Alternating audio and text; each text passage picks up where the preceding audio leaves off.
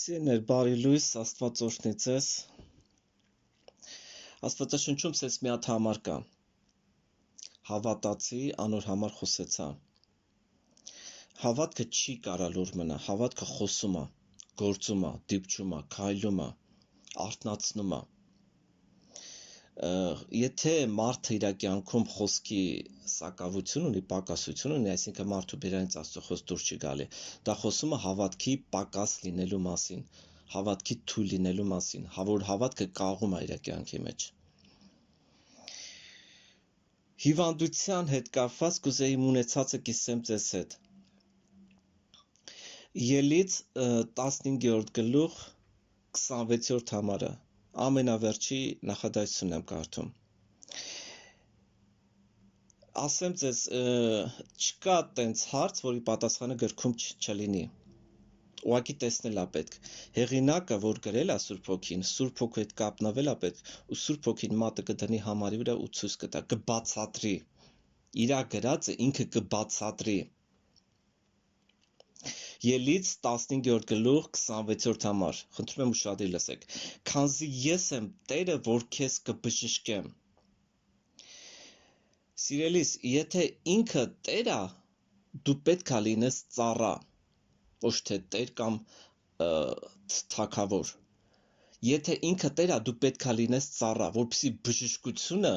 հագնի քեզ, հասնի քեզ։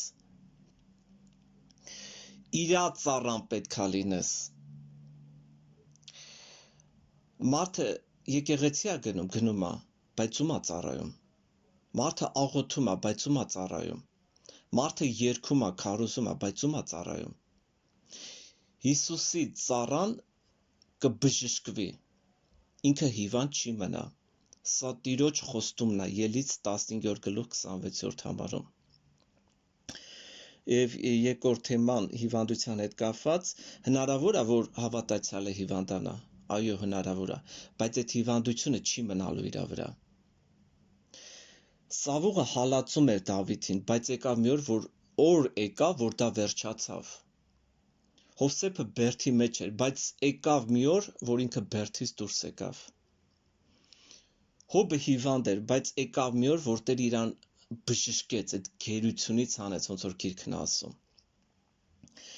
Ու սերներ, ես իմ ունեցածն եմ կիսում, ու տարբեր հիվանդություններ, տարբեր տեսակ մեղքի հետևանք է։ Օրինակ, ճնշումը երկար լեզվի հետևանքով է։ Սիրելիներ, անպայման չի, որ մարդը գոռա, որ հասկանանք լեզուն երկար է։ Մի օր Տերը մեկին ցույց տվեց, ասեց՝ նայ, խելոք գլուխը կախ, մի անկյունում նստած էր, ասեց լեզուն երկար է։ Ես իրան ասում եմ ինչ-որ մի բան, ու ինքը ճիշտ դրան հակառակն է անում։ Անպայման չի մարդը, որ գոռա, որ հասկանանք, որ մարդու լեզուն երկար է։ Մեջքը բռնվել է շատ աշխատելուց, Աստված ասում է հանգստացի, քիչ աշխատի։ Ձեռքերի, ոտքերի ցավը օծյալի դեմ խոսալուց է։ Մեջքի ողնաշարի խնդիրները հպարտությունից է։ Քթի մեջի մսի համա լացելուց է։ Հիշում եք հին ուխտում ասում է այնքան միս տան, որ ձեր քթներից դուրս գա։ Եթե մարդու երիկամների մեջ քար կա, դա խոսում է, որ մարդու հետ խնդիր ունի։ Ինչքան քար կա, այդքան մարդու հետ խնդիր ունի։ Տուն չունես, վարձով ես մնում։ Դա նշանակում է, որ սիրտ չունես Աստծո զավակներին քո տուն ընդունելու։ Վաղաժամ մահը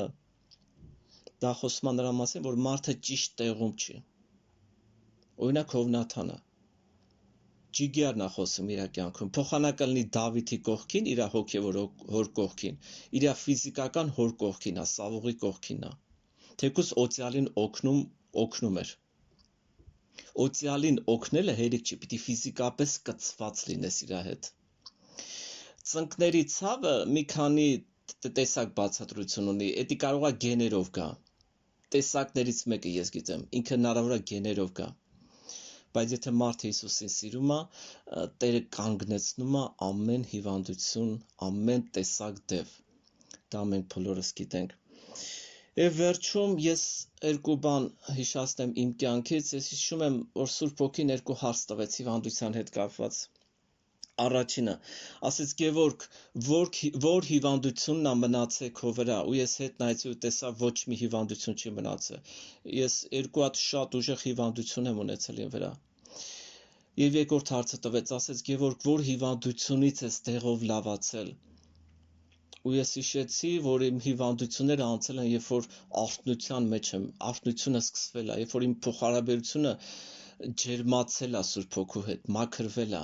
ոչ թե դեղ եմ խմել, հետո լավացել է։ Փառք Հիսուսին, ասեցի իմ ունեցածը կիսեմ ձեզ հետ, Աստված օրհնի ձեզ։